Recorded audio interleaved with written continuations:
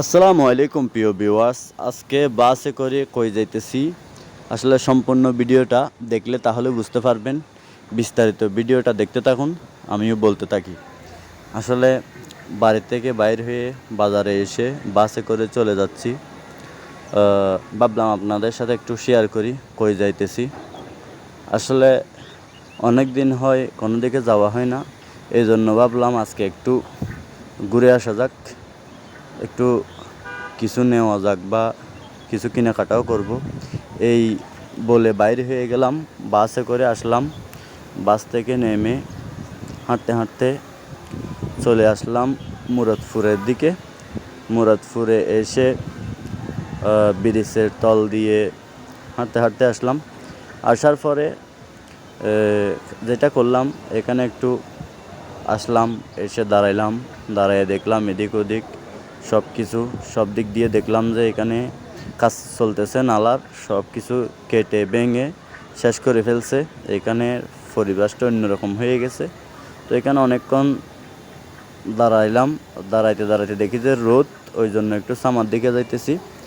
Summer দিকে যাইতে যাইতে একটু ভিডিও করতেছি।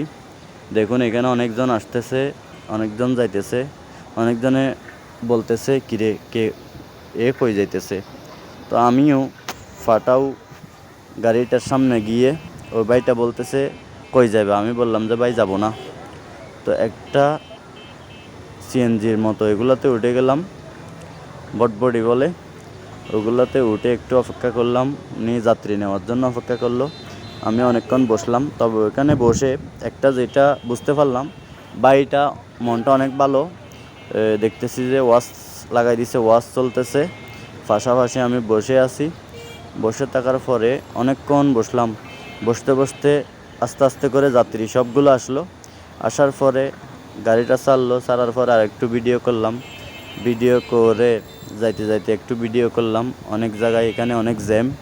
আসলে এখানে আসলে সবসময় সাবধানে চলাফেরা করতে হবে। রিক্সা বা যে কোনো জায়গায় যদি উঠেন, দূরে ট্যুর বা দূরে কোনো জায়গায় গেলে বাস বা কোনো বড় গাড়িতে চলাফেরা করলে অনেক ভালো। ওই জন্য আমি বাসে করে গেছি। তো এখানে কালো একটা গাড়ি আছে, ওইখানে সামনেও যাওয়া যাইতেছে না, বাইকটা আস্তে আস্তে করে চালাইতেছে। আমিও আস্তে আস্তে করে ভিডিওটা করতেছি আপনাদেরকে দেখাবো বলে। আর ভিডিওটা কীরকম লাগছে কমেন্টে জানাবেন, বিস্তারিত ভিডিওটা কীরকম হয়েছে। অনেকক্ষণ ধরে ভিডিও করলাম। আর ভালো থাকবেন, সুস্থ থাকবেন, ধন্যবাদ। আমার জন্য দোয়া করবেন। শহরে এসে গেলাম।